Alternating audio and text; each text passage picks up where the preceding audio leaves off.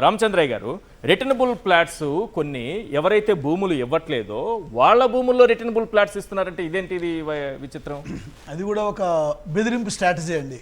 అంటే ఇవ్వని వాళ్ళ భూముల్లో అలాట్ చేయడం ద్వారా వాళ్ళు కొట్టుకుంటారు కదా సార్. అక్కడంటే కొంతమంది రైతులు పోతే మా పొలంలో మీకు ఎట్లా ఇస్తారా అంటే రైతు కొంతమంది వెనకడుగు వేసినారు, వెళ్ళి మళ్ళీ సిఆర్డీ దగ్గరికి వెళ్ళారు. ఓకే, భూములు ఇవ్వని వాటిలో ఎట్లా ఇస్తారు అని.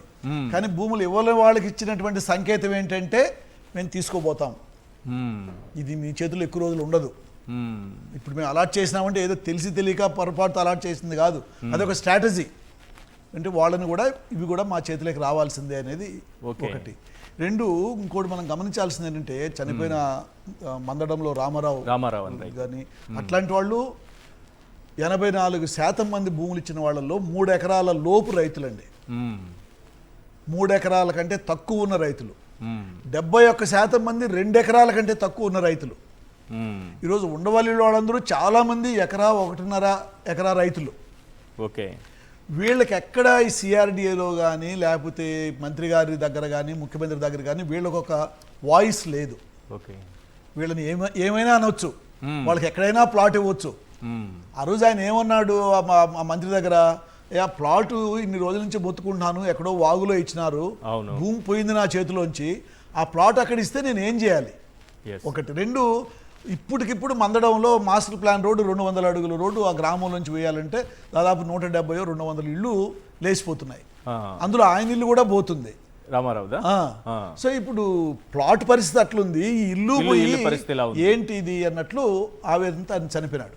అంటే తట్టుకోలేక ప్రెషర్ లేదు, అది ఇల్లు పోయినా సంతోషం, కూల్ గా ఉన్నాడంట. అదే ఇంకా అంతే, మన దౌర్భాగ్యం, కూల్ గా మాట్లాడి మన దౌర్భాగ్యం, సమాజంలో దౌర్భాగ్యం. ఈ రోజు కూడా ఈ 3 ఎకరాల లోపు చిన్న సన్నకారు రైతులకి ఎక్కువ ఇబ్బందులు ఉండేది వీళ్ళకే. ప్లాట్ల గురించి వాళ్ళని అస్సలు ఖాతరు చేయరు సిఆర్డి అధికారులు. వాళ్ళకి ఎవరి మీద తిరుగుబాటు చేయాలి? వాళ్ళకు ఒక జేఏసీ ముందుకు వీళ్ళ బాధలు జేఏసీ కనపడవు, అవును, పెద్ద రైతులు కనపడవు, మంత్రికి ముఖ్యమంత్రికి ఎమ్మెల్యే నారా లోకేష్కి అసలు కనపడదు.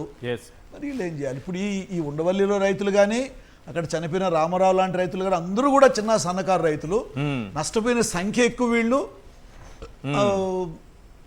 చెప్పుకోవడానికి ఒక వాయిస్ లేని సంఖ్య వీళ్ళు. ఇంకోటి ఏంటంటే ఇంతకుముందు ప్రపంచ బ్యాంకు ఎప్పుడైతే ఒక నివేదిక ఇచ్చి ఆ అప్పు రాకుండా పోయిందో ఫస్ట్ ఫేజ్లో, ఆ ప్రపంచ బ్యాంకు ప్రతినిధి వర్గం వచ్చినప్పుడు 3 రోజులు తిరిగింది ఆ గ్రామాల్లో, 2 టీమ్స్గా 4. ఆ రోజుల్లోనే, అందులో 2 రోజులు నేను కూడా ఒక టీంతో ఉన్నా, ఆ రోజుల్లోనే రైతులు అప్పటికప్పుడు ఈ కంప్యూటర్ బేస్డ్ లాటరీ జరిగి ఉండింది కొన్ని గ్రామాల్లో. ప్లాట్ల అలాట్మెంట్, డెవలప్మెంట్ ఇప్పటికీ లేదు కానీ బట్ ప్లాట్ల అలాట్మెంట్ జరిగింది. ఇప్పుడు మీరు చెప్పేది ఫస్ట్ టైం 17-18 పీరియడ్లో అంటే కంప్యూటర్ లాటరీస్ జరిగినాయి. అప్పుడే వీళ్ళ దగ్గరికి కంప్లైంట్స్తో కొంతమంది రైతులు వచ్చినారు. ఏమొచ్చిన మాకు లో లయింగ్ ఏరియాస్లో చూపిస్తున్నారు, మరి హై లెవెల్లో మంచి ఎలివేషన్ నాటి ఎక్కడ వినాయంటే కంప్యూటర్లోనే వాటిని లాక్ చేసి పెడుతున్నారు. సో కంప్యూటర్ మన ముందే జరిగినట్టు ఉంటుంది కంప్యూటర్ లాటరీ, అందులో అవి ముందే లాక్ అయిపోయి ఉంటాయి. ఇది 2017-18 టైంలోనే కౌన్సిలింగ్ జరుగుతూ ఉంటుంది పిల్లలకి సీట్ల గురించి, వాటి అలాగే కదా ఓపెన్ గా చూసుకోవచ్చు కదా. అంతే, కానీ ఎట్లా లాక్ చేస్తారు అవి? వీళ్ళకి కనపడదు. అది సాఫ్ట్వేర్ లో చాలా మ్యానిపులేషన్స్. రైతుకి ఏం తెలిసి చెప్పండి?